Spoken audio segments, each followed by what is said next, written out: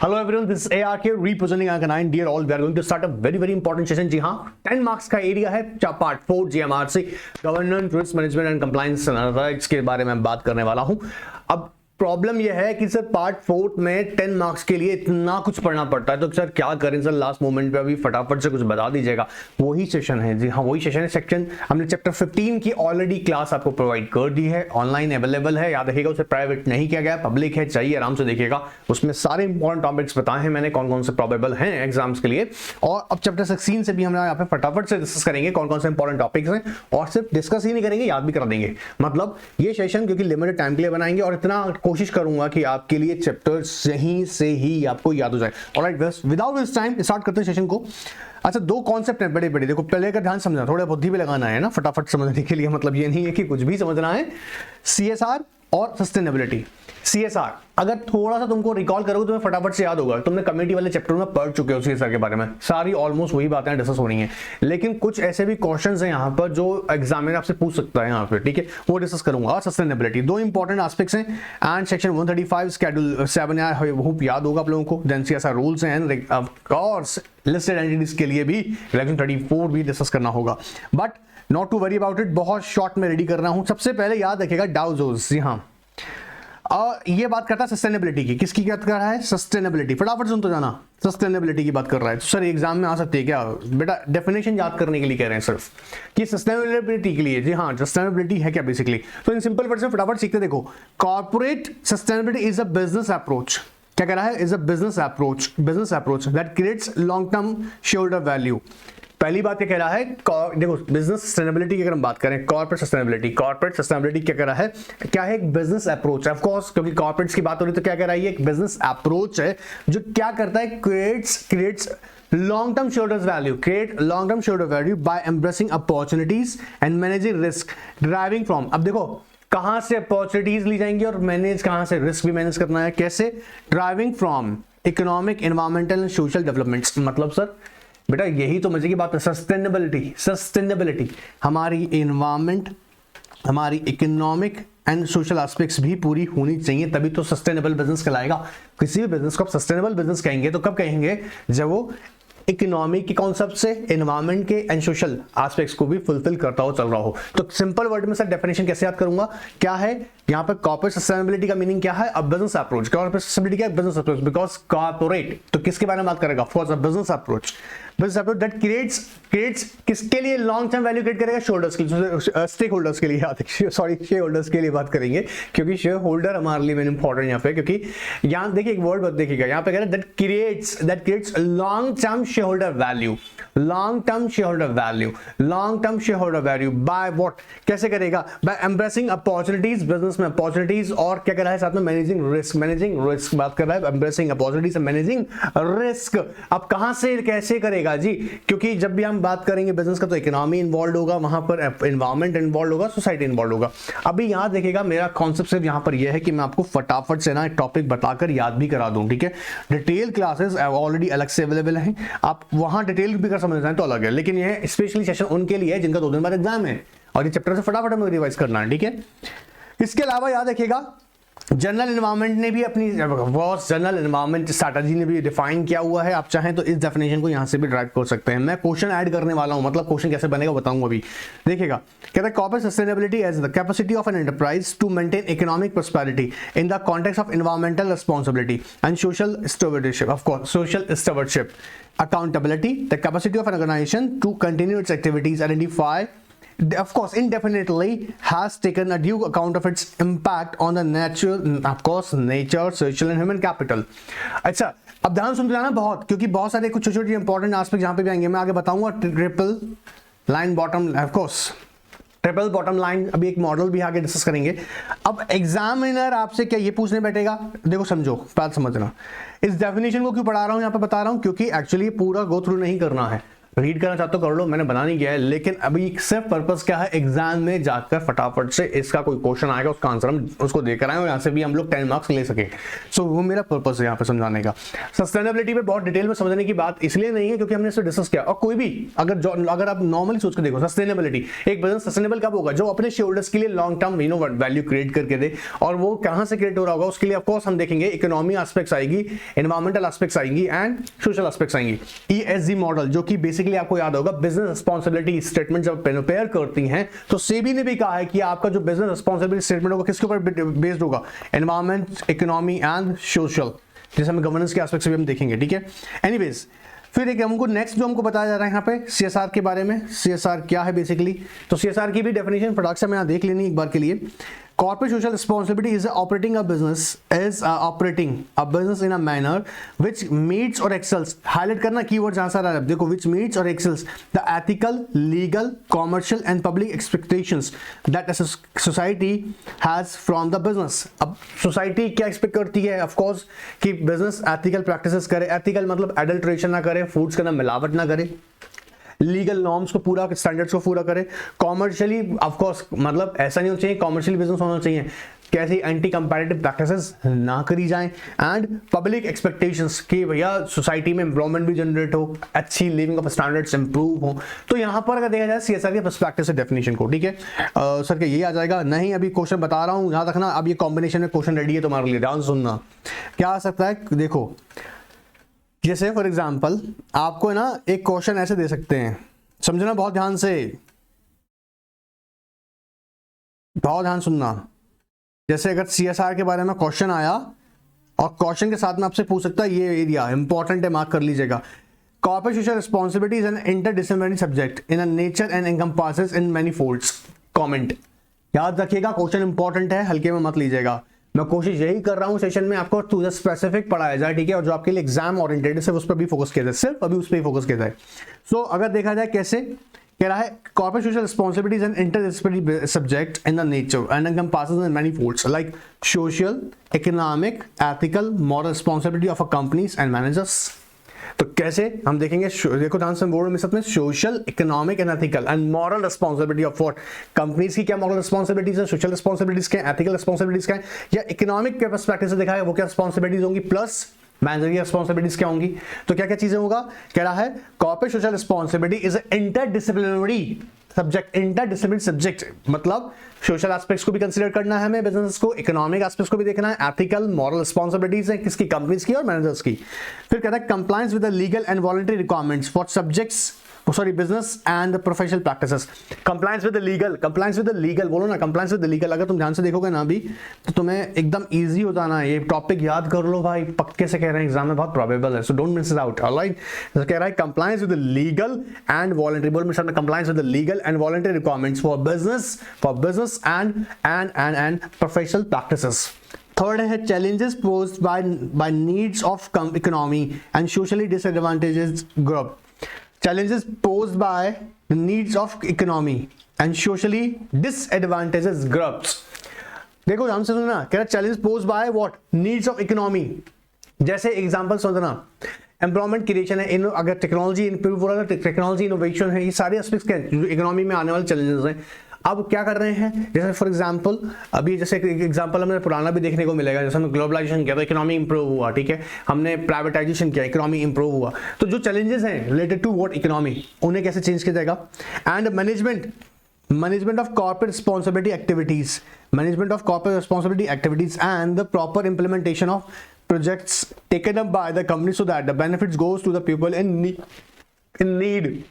जैसे समझो आपने CSR तो कर रहे हो, CSR के लिए शेड्यूल 7 में आपको बताया गया स्पेसिफिकली आप वही एक्टिविटीज लें, लेकिन ये भी ऑब्जर्व करें जो आप इसमें से एक्टिविटीज कंपनी डिसाइड कर रहा है इसके लिए CSR करने के लिए, वो एक्टिविटीज उन लोगों तक उनके लिए बेनिफिशियल जिनको नीड है। फॉर एग्जांपल वुमेन एम्पावरमेंट के लिए आप कुछ काम कर रहे हैं, ठीक है, बहुत अच्छा है, सैनिटेशन कंडीशन अच्छी करने के लिए आप कर रहे हैं, दैट्स आल्सो गुड। सो ऐसी ही चीजों को आप कंसीडर करें, ठीक है, ऐसे प्रोजेक्ट्स में। अब ये एग्जाम के लिए एक प्रोबेबल क्वेश्चन है, फिर बोलता हूं आपको, तुम देख लेना, बहुत प्रोबेबल क्वेश्चन है, ठीक है। एंड आगे चलते हैं फटाफट से। याद देखिएगा चैप्टर यहां मैं सिर्फ और सिर्फ यहां पे एग्जाम पर्सपेक्टिव से ही फटाफट बता रहा हूं, मेरा कोई यहां पे टारगेट यहां पे देखिएगा, मैंने अभी चैप्टर को एलाबोरेट प्रॉपर डिटेल में नहीं कर रहा हूं, सिर्फ ये समझ के कर रहा हूँ कि आप लोग थोड़ा थोड़ा बेसिक से समझ लें, और अगर लास्ट मोमेंट में कुछ भी नहीं पढ़ा है तो एटलीस्ट इसे जरूर देख के जो टॉपिक्स बता रहा हूँ, ठीक है। इसके अलावा देखो ये हैं वो फैक्टर्स जो इन्फ्लुएंस करते हैं किसको, CSR को। अब सर ये इतना बड़ा क्वेश्चन पढ़ के जाएंगे सर दिक्कत हो जाएगा, मैं सिर्फ इतना कह रहा हूँ पॉइंट्स रीड करके जाइएगा, सिर्फ पॉइंट्स रीड करिए। फॉर एग्जांपल ग्लोबलाइजेशन है, government and inter governmental bodies हैं, लैंड कम्युनिकेशन टेक्नोलॉजी है, कंज्यूमर इन्वेस्टर्स हैं, breach of the corporate ethics, social and environmental care, reduce risk of the business. मतलब at least आपको इनके 5-7 पॉइंट्स माइंड में पता हो, सब इतना कह रहे हैं, ठीक है। इट डजंट मीन्स दैट कि अगर किसी बच्चे को लगता है सर मेरे को कोई टॉपिक समझ में नहीं आ रहा इसमें तो बताऊंगा नहीं, NRK9 के व्हाट्सएप पे ना आप अपना क्वेरी भेजो, मैं स्पेसिफिकली वहां से करता आ रहा हूं लगातार, बहुत स्टूडेंट्स कर रहा हूं, इवन इन दोनों तो 24/7 सर्विसेज कर रखी हैं, ऑल टाइम आंसर कर रहा हूं, तो वहां डेफिनेटली मैं किसी टॉपिक पे आपको लगेगा प्रॉब्लम पूछ सकते हैं, ठीक है। यहां सिर्फ मैं again I am telling you कि यहां पर पर्पस क्या है, वो इंपॉर्टेंट टॉपिक की तरफ आपको लेके जाऊं। नेक्स्ट ये इंपॉर्टेंट क्वेश्चन है एक और, triple bottom line approach, triple देखो समझो यहां पे मीनिंग क्या है, people, planet and the profit. ध्यान सुनते जाना, जब पीपल की बात करते हैं क्या है, ह्यूमन कैपिटल, मेरे साथ जल्दी जल्दी समझते चले जाओ, ह्यूमन कैपिटल, ठीक है। जब प्लैनेट की बात करते हैं क्या है, नेचुरल कैपिटल। अब ये ट्रिपल लाइन बॉटम का मतलब क्या है, बोलो ना, पीपल, प्लैनेट एंड प्रॉफिट। अब जो भी बिजनेस आप देखेंगे सरवाइव कर रहा है, उन तीनों ये एस्पेक्ट्स वहां पर आपको देखने को मिलेंगी और होती ही हैं। जब हम देखते हैं पीपल तो मतलब ह्यूमन कैपिटल, तो इट मींस दैट कंपनी में लेबर, कंपनी जिस काम कर रही है उसको, वो कम्युनिटी को इंपैक्ट करती है, कम्युनिटी को, प्लस जिस रीजन में है रीजन जहां वो काम कर रही है, उनको सारी एस्पेक्ट्स किसके अंदर कवर करते हैं हम लोग, पीपल के अंदर। फिर वहीं हम लोग बात करते हैं जब प्लैनेट, तो क्या होना चाहिए, नेचुरल रिसोर्सेज को इस तरह से यूटिलाइज किया जा सके कि फ्यूचर जनरेशन के लिए भी वो बचे हैं। ऐसा नहीं है कि सब हम ही गड़प कर जाएं, तो ऐसा नहीं करना है। अगर ट्री आपको यूज करना है अपने बिजनेस किसी एक्टिविटी के लिए, तो वहां और भी ट्रीज यहाँ पे ऑफकोर्स प्लांट किए जाएं। क्लियर हो रहा है? तो यहाँ थोड़ा बेसिक समझने की कोशिश कीजिएगा। ट्रिपल लाइन बॉटम का मतलब यहाँ पे क्या है कि बिजनेस, अगर किसी बिजनेस के सर्वाइवल की बात की जाएगी तो 3 ऑफकोर्स बॉटम लाइंस हैं। पहला क्या है, पीपल, दूसरा क्या है, प्लैनेट, एंड तीसरा क्या है, प्रॉफिट। बिना प्रॉफिट के कोई बिजनेस होना चलेगा? अब देखो जैसे यहाँ पे कह रहा है, ये सारा अभी बताया वही बात पे फटाफट से, ठीक है। अब कह रहा है देखो क्वेश्चन में एक चीज समझो, the people issues face by the organisation includes, क्या क्या, जैसे वर्कर की हेल्थ या लोकेलिटी या रीजन की जहां पर बिजनेस कर रहे हैं उनकी हेल्थ को लेके भी बहुत ज्यादा ध्यान रखना जरूरी है। सेफ्टी स्टैंडर्ड्स, स्पेशली जब आपके वर्कर्स काम कर रहे हैं, लेबर काम कर रहे हैं, प्लस अगर कोई डेंजरस प्रोसेस है तो आसपास के लोकेलिटी भी इंपैक्ट हो सकती है। एक बहुत बड़ा केस याद होगा, भोपाल गैस ट्रेजरी केस याद है ना, वहां पर क्या हुआ था, ब्लास्ट होने से आसपास की लोकेलिटी भी जो इसे बोलते हैं वेनेसिटी, वो भी डिस्टर्ब हो गई थी। तो ऐसा केस में उनकी रिस्पॉन्सिबिलिटी बनती है एंटरप्रेन्योर्स की, क्या कि अगर ऐसा कोई भी प्रोसेस इंस्टॉल कर रहे हैं जो है डेंजरस इन नेचर है, तो इंश्योरेंस लेना मैंडेटरी होता है, याद होगा। तो ऐसे ये कौन कौन से फैक्टर्स हैं जो basically company in terms of people अगर फेस करेगी, safety, diversity, एथेंसिटी, education, literacy, prevention of child labour, differently abled, इनके लिए क्या क्या प्रोविजंस बनाएगी। डिफरेंटली एबल्ड पे तो और भी लेटेस्ट अमेंडमेंट्स डाले हैं, ठीक है। Planet concern, climate changes, energy, water, biodiversity, chemical toxic, heavy material, air pollution, waste, ozone, ocean and fishers and opposition. मतलब देखो सिंपल सी बात है, अगर यहाँ ट्रिपल बॉटम की बात करेंगे तो ये कौन से यहाँ बिजनेस इन तीनों फैक्टर्स के ऊपर हम कंसीडर करेंगे। फिर आता है क्या, profit. Profit includes creating employment, generating innovation, paying taxes and wealth creation. अब ध्यान सुनना, किसी भी बिजनेस की बात कर रहा हूं, ये तीनों वहां मिलेंगे क्या क्या, people, planet, profit, people, planet, profit. Alright, अब देखो बात समझना, क्वेश्चन एक कैसे ड्रॉ हो सकती है। अब इसके लिए need to apply the concept of TBL is cause due to the what are the reasons. ये क्वेश्चन ऐसे ही बन सकता है कि किन रीजंस की वजह से, जी हाँ, what are the reasons behind to apply TBL, क्यों करना पड़ेगा। जैसे अभी एग्जाम के लिए इंपॉर्टेंट क्वेश्चन है, फिर बोल रहा हूं मैं, गारंटी तो नहीं ले रहा हूं, लेकिन हाँ अपने एक्सपीरियंस से कह रहा हूं, कहीं ना कहीं जो सेशन में डिस्कस करने वाला हूं उधर से ही एक क्वेश्चन आपको मिल जाना चाहिए, ठीक है। और जिन्होंने पूरा चैप्टर पढ़ रखा है, अच्छी बात है, वो अच्छे से एक बार रिवाइज कर लें। ये बेसिकली कॉन्सेप्ट उनके लिए, दोनों के लिए, जो लास्ट में रिवाइज करने जा रहे हैं उनके लिए भी है, और प्लस जिन्होंने अभी तक इसमें कुछ नहीं पढ़ा उनके लिए भी है। एटलीस्ट उसको ऐसे इन टॉपिक्स को आप जरूर पढ़ के जाएं। Now increase consumer sensitivity to corporate social behaviour. अब लोगों का ना ये समझो, इंक्रीज कंज्यूमर सेंसिटिविटी, लोगों का देखो एक है ना, अब बिजनेस की तरफ है ना परसेप्शन डिफरेंट है, ठीक है। आप उन डिजायर्स को सेटिस्फाइड कर रहे हैं, that's well and good, but it doesn't mean that कि डिजायर को सेटिस्फाइड करना ही है। वो कई चीज एक्सपेक्ट करते हैं, अब वो सिर्फ प्राइस के पीछे नहीं है, प्योरिटी भी चाहिए, ठीक है। और सबसे बड़ी बात, जब हमारे कंट्री में के अंदर बहुत सारे केस सुनने को मिलते हैं ना कि एडल्ट्रेशन कर रहे हैं, इसमें मिलावट है, वो गड़बड़ बनाया हुआ है, ये हार्मफुल बहुत ज्यादा है, कोई प्रोडक्ट है केमिकल ही उसको इस तरह से प्रिजर्व किया गया कि वो बहुत ज्यादा हेल्थ को इम्पैक्ट कर सकता है। तो कहीं ना कहीं ये चीज ऑब्जर्व की गई है क्या कि कह रहा है increase consumer sensitivity to the corporate social behaviour. अब टाटास को लेके एक अलग ही माइंड में माइंड में एक इमेज आती है। आप अगर देखें इन्फोसिस को लेके कहीं को बहुत ही फील करते हैं कि पॉजिटिव फील करते हैं इसी कंपनीज के बारे में। वहीं अगर मैं बात करूं किंगफिशर का, अगर अभी एग्जांपल ले लूं तो आपके माइंड में हो क्या आ रहा होगा, समझ रहे होंगे आप, ठीक है। So what I am trying to say कि इंक्रीज, पहला पॉइंट रख दीजिएगा, increase consumer sensitivity. Consumer, customer नहीं बोल रहा हूं, कंज्यूमर बेसिकली कौन इंपैक्ट कर रहा है, कंज्यूमर जो कंज्यूम कर रहा है, चाहे वो सर्विसेज हैं या फिर प्रोडक्ट्स हैं। सो इंक्रीज कंज्यूमर सेंसिटिविटी किसकी तरफ है, फ्रॉम वो to corporate social behaviour. Second, growing demands for transparency from the share holders and the stakeholders. Growing demands for transparency, अब शेयर होल्डर हो चाहे स्टेक होल्डर्स हो, यहां पर they want how to maintain a transparency in the business by giving the disclosures. तो ये भी एक important aspects है। Increase environmental regulations, increase environmental regulations, हाँ air pollution, water pollution, environmental, इन सारी aspects को आपको properly follow करना पड़ेगा। Public liability insurance बनता है, उसको follow करना पड़ेगा।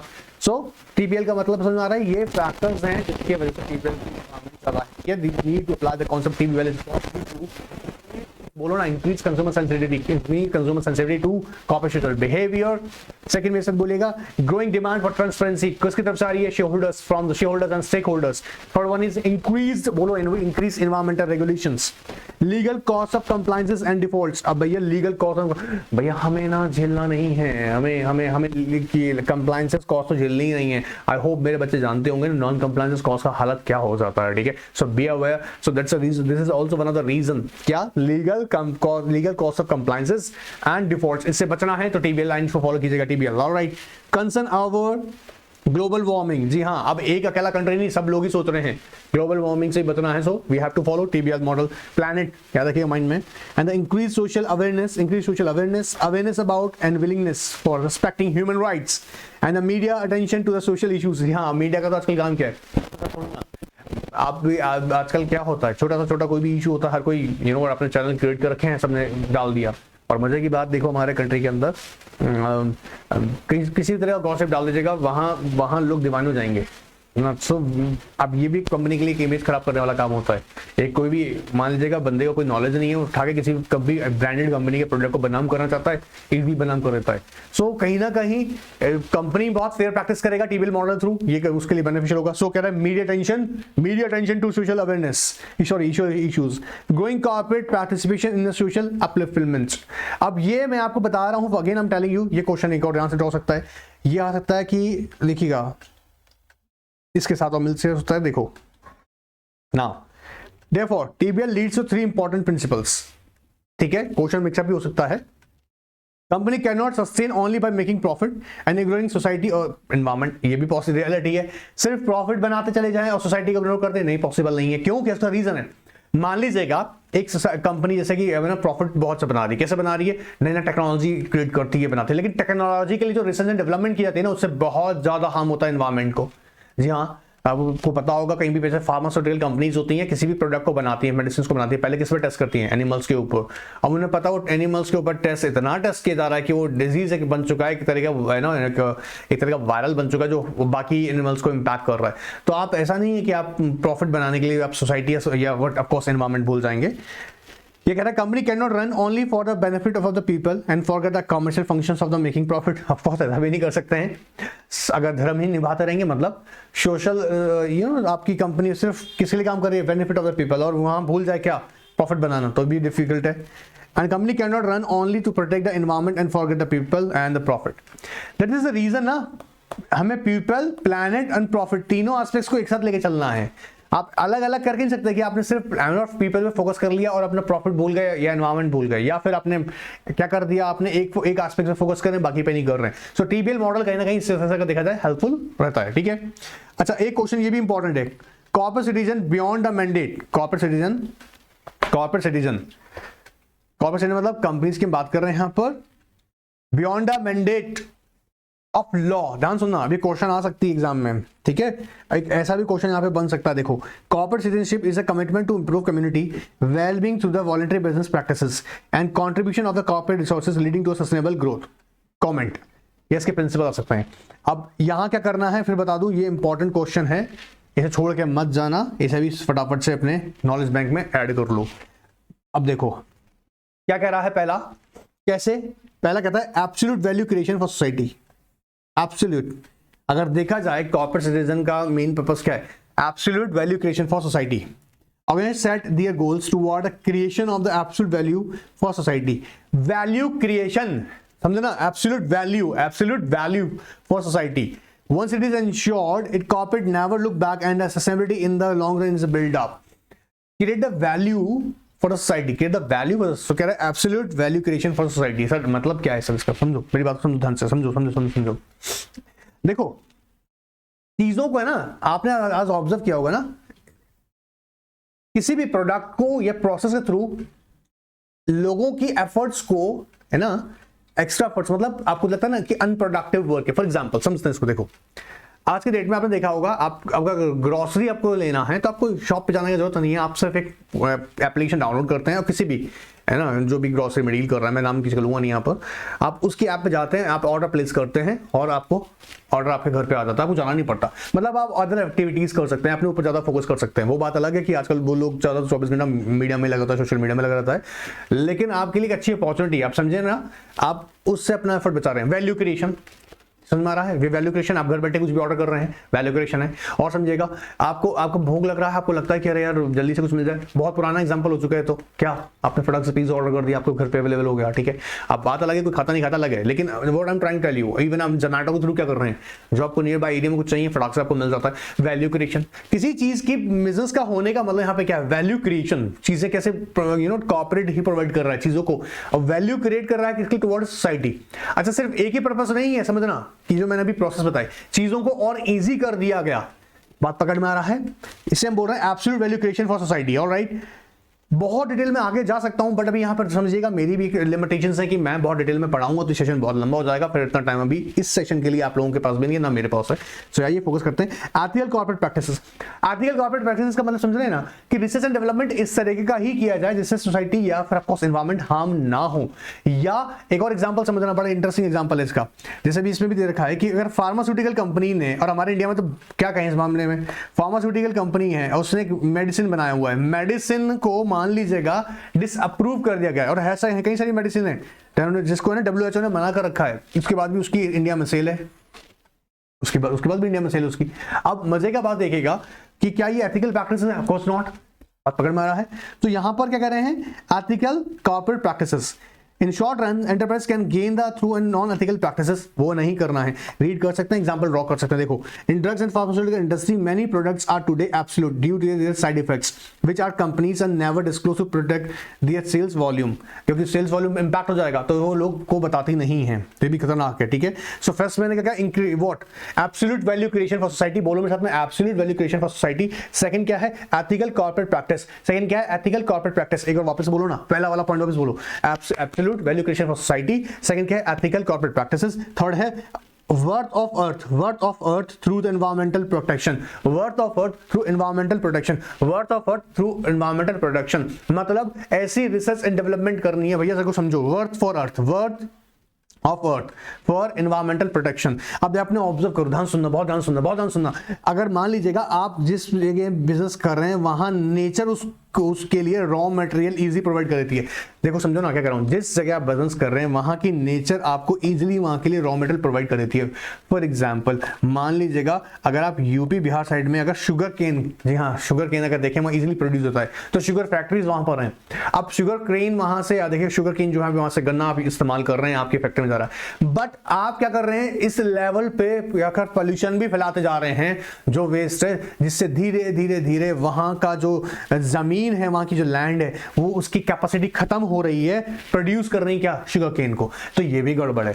तो हमें क्या करना है, वर्थ, वर्थ बोलो ना, worth of earth through environmental protection, resources which are not ubiquitous, universal, हर जगह अवेलेबल नहीं है। आप देखो ना, हर जगह हर एक चीज अवेलेबल नहीं है, और इंडिया में तो बहुत बढ़िया चीज देखने को मिलती है ना, कि यहाँ हर एक स्टेट की कुछ खासियत है।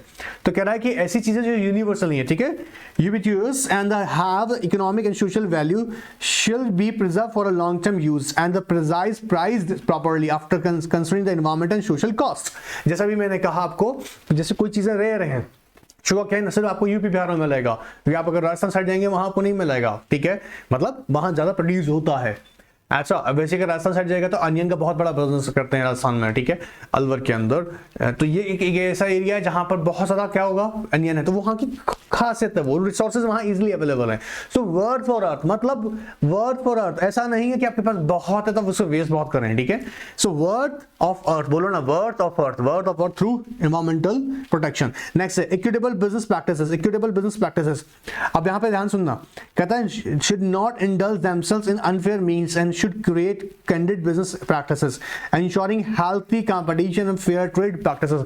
ऐसा नहीं होना चाहिए छोटा प्रॉफिट बनाने के लिए दूसरे को एलिमिनेट कर रहे हो, एलिमिनेट नहीं करना है।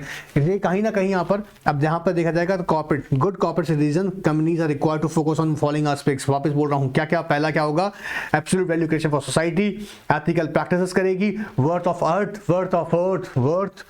अर्थ through environmental protection, equitable business practices करेगी, अनफेयर प्रैक्टिसेस नहीं करना है, कॉर्पोरेट सोशल रिस्पांसिबिलिटी फुलफिल करेगी, ये वापस रिपीट नहीं करूंगा, डिस्कस कर रहे हैं already, and innovation new technology process system to achieve eco efficiency. अब सुनो ना, इको एफिशिएंसी, आप देखो जैसे पॉली बैग है, प्लास्टिक है, उसको बार बार कह रहा है कि इसको बंद करो, इसको इस्तेमाल नहीं करना है, इससे बचना है, ठीक है। Now the point is that जब हम बोल रहे हैं इको एफिशिएंसी, जैसे इसके अल्टरनेट्स प्रोवाइड किए जाएं, जैसे अभी अगर देखा जाए कई जगह डिस्पोजल्स होते हैं, उसके जगह जो लीव्स होते हैं, मिडल लीव्स होती हैं, पत्ते, इनके भी बनने लगे हैं, ठीक है, बनते ही बहुत पुरानी प्रैक्टिस से उससे ही बनते थे पहले। इसके अलावा आप ऑब्जर्व करेंगे पेपर बैग्स हैं, वो अल्टरनेट रेडी किए जा रहे हैं। ऐसे प्रोडक्ट जो इको फ्रेंडली होंगे उन्हें प्रिपेयर किया जाएगा, तो उस पर ज्यादा फोकस करेगी कौन, corporates, good corporate citizen. Creating market for all, monopoly, unjustified subsidies, price not reflecting the real economy, social environment costs, etc. are hindrance to a sustainability of business। जी हाँ, अगर ऐसा रहेगा तो कोई न्यू एंट्रेंस बिजनेस में enter कर नहीं सकता है। So simultaneously, corporates has built up its products and services in such a way so as to cater to all the segments of customers, customers confidence in the essence of the corporate success। So what कह रहा है, creating market for all, ऐसा नहीं होना चाहिए कि सब business participant, of course हर कोई बिजनेस पार्टिसिपेट कर सके। जो हिंड्रेंस यहाँ पे कह रहा हूँ, the form of what, monopoly create कर लेना, अनजस्टिफाइड सब्सिडीज क्रिएट कर लेना, प्राइस है ना, एक अनफेयर प्राइस क्रिएट करना, ये सारे एस्पेक्ट्स नहीं हो, ठीक है। ये चाहिए कौन, good corporate citizen. And switching over from stake holder dialogues to the holistic partnership. जी हाँ, actually you know what feel क्या होना चाहिए ना, कि you know they are doing business together instead of that कि हाँ ठीक है यार मेरा एक इंटरेस्ट है, मैं उसको सिर्फ एंजॉय कर रहा हूँ, वो यहाँ नहीं होना चाहिए। And the compliance of statutes, this is also very very important। So these are the 9 points again I'm telling you, you know what to do, you know time limitations I cannot define in a day, but I hope कि आप इसे at least याद जरूर करें।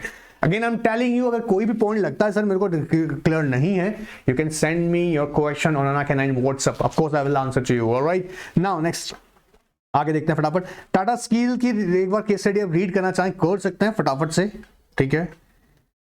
Further मैं आपको बताऊं यहाँ पर इंपॉर्टेंट टॉपिक्स के अंदर, जैसे कॉर्पोरेट सोशल रिस्पांसिबिलिटी। अब जिन बच्चों के पास में याद देखिएगा मेरा जो ऑलरेडी लेक्चर दिया हुआ है रिपोर्टिंग वो है, तो उनको तो ये फटाफट समझ में आ गया होगा जो उनके लिए है। लेकिन सर मैंने अभी आपका क्लास देखा है, मैंने पहले नहीं देखा है, कोई बात नहीं है, ना के 9 के व्हाट्सएप पे भेजो, मेरे को रिक्वेस्ट भेजो, अभी के अभी भेजो। अब गारंटी ले रहे हैं इसके ऊपर तुमको पूरा कॉर्पोरेट सस्टेनेबिलिटी की जो रिपोर्टिंग वाला चैप्टर उसका वीडियो लिंक प्रोवाइड करवा देंगे, इमीडिएटली करवाएंगे, ठीक है। अब देखो यहां पर एक समझना, एक रीड करवाने के लिए बता रहा हूं, ये ऑलरेडी डिस्कस किया हुआ है इसलिए बता रहा हूं फटाफट से। Sustainability is based on the simple principle, everything that we need for our survival and well being depends either directly or indirectly on our natural environment. Sustainability creates and maintains the condition under which human and nature can exist in a productive harmony that permits fulfilling the social, economic and other requirements of the present and the future generations। ये definitions भी अगर हम ध्यान से देखें ना थोड़ा सा, अगर सस्टेनेबिलिटी का मीनिंग क्या है, बहुत सिंपल सा, again I am telling you, you know what, हमने डिस्कस किया है। लेकिन जो रिसोर्सेज देखो यहां पर है ना, दो लोगों की कॉम्बिनेशन अगर देखो तो ह्यूमन एंड नेचर, और दोनों में हार्मनी होनी चाहिए, ह्यूमन एंड नेचर। इतना भी जबरदस्त तरीके से उसका इस्तेमाल नहीं किया जाए, और बहुत जगह ऐसा देखा गया है, जैसे कई जगह सुप्रीम कोर्ट ने ऑर्डर भी दिए, क्या आपने देखा होगा पहाड़ों को काट काट के बेचारों को गायब कर दिया जा रहा था। सुप्रीम कोर्ट ने ऑर्डर दिया कि भैया ये बदतमीजी नहीं चलेगी, तो कई जगह यहाँ पर प्रोहिबिटेड किया गया। कई ऐसे बिजनेस एक्टिविटीज इसको रोका गया जो ऐसी हैं जो नेचर को डायरेक्टली हार्म कर रही हैं। कुछ लोग रिलीजियस प्रैक्टिस करते हैं, मठ बना देते हैं, मंदिर बनाते हैं, क्या करते हैं, ग्रीनरी, जी हाँ, हरे पेड़ को काट के वहां पर जंगलों में जहां हरे पेड़ हैं अच्छे खासे, उनको काट के अपना मठ बना रहे हैं। तुम यहाँ पर धर्म फैला रहे हो या गंदगी फैला रहे हो, सोचने वाला बात है, ठीक है। वो कई जगह ऐसा you know national green tribunal ने भी अपने जजमेंट्स यहाँ ऑर्डर दिए हैं। So I just want to say that sustainability का मीनिंग आई होप यहाँ पे क्लियर होगा। अब यहाँ पे समझना फटाफट से, इसके साथ ये क्वेश्चन इंपॉर्टेंट है, बनता है यहाँ पर क्वेश्चन बन सकता है, यहाँ पर क्या आ सकता है, देखो ध्यान सुनना। What are the key drivers need to be given, ये आ सकता है इसके साथ, सुनो डेफिनेशन आ सकती है कि क्या कौन, what do you understand by the corporate sustainability, discuss with its key drivers. जैसे कह रहा है पहला, internal capacity building strength, inter capacity building strength मतलब in order to convert various risk into the comparative advantages, मतलब convert a risk into a various comparative advantages. जैसे for example अभी देखो, समझो ना मेरी बात को, हमने बोला पॉली बैग का इस्तेमाल मत कीजिएगा, इससे प्लेनेट बहुत ज्यादा पॉल्यूट हो रहा है।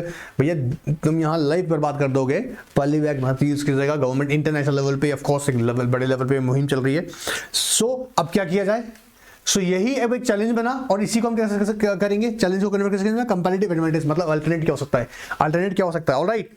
चलिएगा नेक्स्ट देखते हैं, social impact assessment. In order to become a sensitive to various social factors like change in culture and the living habits. So this is also reason, you know, key drivers to sustain, you know, impact, key drivers to impact what, corporate sustainability, internal capacity building strength, बोलो ना, internal capacity building strength। second क्या था, social impact assessment कैसे, change in culture, change in living habits, ये भी impact कर रहा है। Repositioning the capabilities through the development and innovations, crystallization of all activities to ensure the consistent growth. Repositioning capability and the corporate sustainability. Corporate sustainability is a business approach creating a shareholders value. याद आ रहा है कुछ, सबसे पहले ही definition पढ़ाई है। So चार ऐसे की ड्राइवर्स हैं जो क्या कर रहे हैं, जो किसको यू नो व्हाट एक तरीके से देखा जाएगा, जिसकी वजह से कॉर्पोरेट सस्टेनेबिलिटी हम लोग बात कर रहे हैं यहाँ पर। क्या की ड्राइवर्स ड्राइव करते हैं किसको, कॉर्पोरेट सस्टेनेबिलिटी को। पहला है, बोलो मेरे साथ में, इंटरनल कैपेसिटी बिल्डिंग। सर दिख ही नहीं रहा है यहाँ पे, आपने इतना कट्टा वट्टा कर दिया इसको, देखो इंटरनल कैपेसिटी बिल्डिंग। सोशल है, सोशल इंपैक्ट असेसमेंट, बोलो ना, internal capacity building, one more time. So internal capacity building. Second बोलो social impact assessment, internal social impact assessment. Third है responsibility, sorry repositioning capability, and the fourth one is corporate sustainability. Alright sir, अब ये सिर्फ इसके points लेके जाना। क्या कह रहा है, United Nation Global compact 10 principles. अब यह प्रिंसिपल्स यहां पर जो कह रहा हूं, यहां पर सिर्फ और सिर्फ इसके पॉइंट्स ऊपर देख के जाना, प्रिंसिपल डिटेल में जाने का कोई जरूरत नहीं है। यूनाइटेड नेशन ग्लोबल कॉम्पैक्ट, सिर्फ business should support and respect the protection of international and proclaim human rights, first principle. Second principle, make sure they are not complaint in a complicit in human rights abuses. Business should uphold the freedom of association and the effectiveness recognition of the right. सिर्फ point इसके principles के headlight जो titles हैं वो पढ़ के जाइएगा। अगर लगता है, इच्छा हो रही है तो, उनके लिए कह रहा हूं अगेन, जिनको लगता है कि ये सब इच्छा है थोड़ी बहुत, एक ई चौपाल आप कॉन्सेप्ट पढ़ सकते हैं। बेसिकली आईटीसी ने स्टार्ट किया था ई चौपाल का कॉन्सेप्ट, ऑलराइट। और ये एग्रीकल्चर ई चौपाल का कॉन्सेप्ट क्या था, थोड़ा फटाफट समझा देते हैं। जो एग्रीकल्चर प्रोडक्ट्स है ना, जो जैसे फार्मर्स थे, अभी इनको अच्छा प्राइस नहीं मिल पाता था, तो ई चौपाल के थ्रू क्या हुआ, ये जो भी जैसे बीच में मीडिएशन का थ्रू था, मीडिएटर था, ये ना जो डिस्ट्रीब्यूटर था, उस कॉन्सेप्ट को हटा के जो फार्मर्स हैं वो डायरेक्टली अपने प्रोड्यूस को डायरेक्टली किसको मार्केट में सेल कर सकें, इसलिए यहाँ पे एक ई चौपाल आईटीसी ने इसको इंट्रोड्यूस किया। मतलब केस स्टडी अच्छी है, उसके ऊपर आप देख सकते हैं, ऑलराइट। इसके अलावा चैप्टर के अंदर से इंपॉर्टेंट क्वेश्चन अगर बताएं आपको, अब देखो यहाँ से CSR का आ रहा है, again I am telling you CSR मैंने पूरा डिस्कस किया कम्युनिटी वाले चैप्टर्स में। जिसके पास नहीं है लिंक टू ऑफ कोर्स अभी के अभी भेजो तुम मेरे को रिक्वेस्ट, अभी के भी आपको ऑफ कोर्स स्टाफ से आपको डेफिनेटली इसका लिंक प्रोवाइड कर दूंगा फटाफट से। वहां पे भी डिटेल में डिस्कस हुआ है, इंपॉर्टेंट टॉपिक है, छोड़ के मत जाना उसको, ठीक है। CSR वाला कॉन्सेप्ट भी इंपॉर्टेंट है, पूरा डिटेल में डिस्कस किया हुआ, रूल्स हमने जो डिस्कस किए हुए कम्युनिटीज के अंदर, ठीक है। एक बिजनेस रिस्पॉन्सिबिलिटी उसी के अंदर बताया हुआ है मैंने डिटेल में, ये भी इंपॉर्टेंट टॉपिक इंपॉर्टेंट है, business responsibility and sustainability report, alright. And last यहाँ पर एक टॉपिक और बता दें, एक छोटा सा ये टॉपिक भी है, सर कितना कितना बता दिया बेटा, इतना बड़ा चैप्टर में से इतना इतना बता रहा हूँ, छोटा छोटा सा, ये तो पढ़ के जाना है ना। 4 fundamental principle sustainable development agreed by the world community discuss, ये भी क्वेश्चन बन सकता है। फिर बोल रहा हूँ छोड़ने मत देना, मैं लिख रहा हूँ पहले यहाँ पर इंपॉर्टेंट देखो। कह रहा principle of intergenerational equity, intergenerational मतलब भैया आज के रिसोर्सेज प्रिजर्व कीजिएगा फ्यूचर जनरेशन के लिए। देखो need to preserve natural resources for future generations, तो कह रहा है उसको क्या बोल रहे हैं, बोलो मेरे साथ में, इंटरजनरेशनल इक्विटी, इंटरजनरेशनल इक्विटी, आने वाली जनरेशन को कुछ बताना है नहीं बताना है, ठीक है। तो preserve the resources, natural resources for future generation, sustainable use of natural resources in a prudent manner without or with minimum tolerable impact on nature. Water use तो कर रहे हो बट वाटर ऐसा भी इस्तेमाल मत करो कि बचे ही नहीं, और ये एक बहुत बड़ा चैलेंज है इस प्लेनेट पे। एनीवेज सेकंड क्या करा हमने, सस्टेनेबल यूज, पहले क्या था इंटरजनरेशनल इक्विटी, फिर बोलो मेरे साथ फटाफट से क्या है सर, ये 4 fundamental principles of sustainable development which is accepted by the what world community. पहला इंटरजनरेशनल इक्विटी, सेकंड बोलो मेरे साथ सस्टेनेबल यूज, थर्ड है इक्विटेबल यूज और intra generational equity, natural resources by or any state or country must make into an account impact on other states। ये भी observe करना है, जैसे चाइना ने है ना एक्सपेरिमेंट्स किए और उसका अब कहते तो ये ठीक है ना चमगादड़ वाला सूप जो सबको पता होगा, तो उसके इम्पैक्ट आगे जगह भी जाके पड़ गए, तो ऐसा नहीं करना है भाई। And principle of integration, integration मतलब environmental aspects and impact of the socio-economic activities should be integrated so that the prudent use of natural resources ensured। अभी 4 यहाँ पे प्रिंसिपल्स हैं, याद रखिएगा सस्टेनेबल डेवलपमेंट के लिए कौन कौन सा, इंटरजनरेशनल इक्विटी, दूसरा बोलो principle of sustainable use, third equitable use और इंटीग्रेशन। ऑलराइट सर, बाली रोड मैप एक बार सिर्फ रीड करना। बेसिकली ये किसके लिए था, ये क्लाइमेट चेंजेस आते हैं ना, उसके लिए इस कॉन्सेप्ट को रिड्यूस किया गया था। सिर्फ उसको चाहो तो रीड करना, मन करे तो। एक ये एजेंडा याद करके जाना है बस। क्या सर, हाँ जी, 2020-30 का एजेंडा है फॉर सस्टेनेबल डेवलपमेंट। हम क्या चाह रहे हैं कि 2030 के अंदर ये हम अचीव कर सकें सब चीजें। अब इसके लिए क्या करना है, सिर्फ ये सस्टेनेबल चार्ट जो तुम्हारे सामने रखा हुआ इसको गौर से देखना है, 3-4 बार देखना है, याद हो जाए अच्छी बात है, नहीं होता तो देखते देखते भी याद हो जाएगा। देखो 2030 का 2030 का ये एजेंडा है, हम चाहते हैं जैसे नो पॉवर्टी, बड़ा कर देते हैं अच्छे से देखने को मिल जाएगा कि नो पॉवर्टी हो, जीरो हंगर हो, good health and wellbeing, quality education, gender equality, clean water, affordable and clean energy, decent work and economic growth, industry innovation and infrastructure, reduce inequalities, sustainable in cities and communities, responsible consumption and production, climate action, life below water, life on land, peace, justice and sport, strong institution, partnership for the global goals। So these are the agenda for ये हम लोग हर of course world level पे चाहते हैं तो 2030 के अंदर ये चीज़ अचीव हो। सिर्फ एक बार चाह रहा हूँ, सिर्फ इसको पॉइंट्स वैसे ही एटलीस्ट आप देख लें, और पॉजिटिव होकर अगर सोचेंगे तो ये इजीली हो जाएगा याद करना, ठीक है। यही कुछ टॉपिक्स है, याद रखिए जो चैप्टर के अंदर मैंने आपको बताए हैं इम्पॉर्टेंट हैं। और एक ये वाला टॉपिक हमने पहले डिस्कस किया था, ESG, environmental social and governance. आपने देखो जो एक्चुअली NR का 9 का स्टूडेंट है उन लोगों को तो मैंने पहले ही बता चुका हूँ, सारे टॉपिक्स हमने डिस्कस किए हुए हैं, आप ध्यान से अगर ऑब्जर्व करेंगे, ठीक है। आप देखिएगा, याद कीजिएगा, हमने डिस्कस किए हैं टॉपिक्स। सर कहाँ कहते हैं, जाके चेक करो, चैप्टर 6 में भी चेक करो एक बार जाके, ठीक है। बट यहाँ जो मैंने आपको कुछ टॉपिक्स अभी फटाफट से हाईलाइट करवाए हैं, याद रखिएगा, इन टॉपिक्स को जरूर देख लीजिएगा। मैं पूरा ये अपने एक्सपीरियंस से कह रहा हूँ, कहीं ना कहीं इनमें से क्वेश्चन डेफिनेटली आपको एक मिल जाएगा आपके लिए एग्जाम के लिए। और यहाँ सिर्फ ये सेशन का पर्पस सिर्फ इतना सा था कि आप लोगों को मैं थोड़ा सा बता सकूँ, कुछ इंपॉर्टेंट क्वेश्चन आपके साथ डिस्कस कर सकूँ, फटाफट याद करा सकूँ। डिटेल में मैंने यहाँ बहुत कुछ बातें नहीं करी हैं, फिर भी किसी को अलग से डिटेल में पूरा लेक्चर सही है तो ऑफकोर्स अनाके9 के व्हाट्सएप पर अपना रिक्वेस्ट भेजो, वहां से पूरा लेक्चर मिल जाएगा। ऑलराइट, अच्छे से पढ़िएगा। Very wish you very very all the best, confident रहिएगा। Good bye, take care.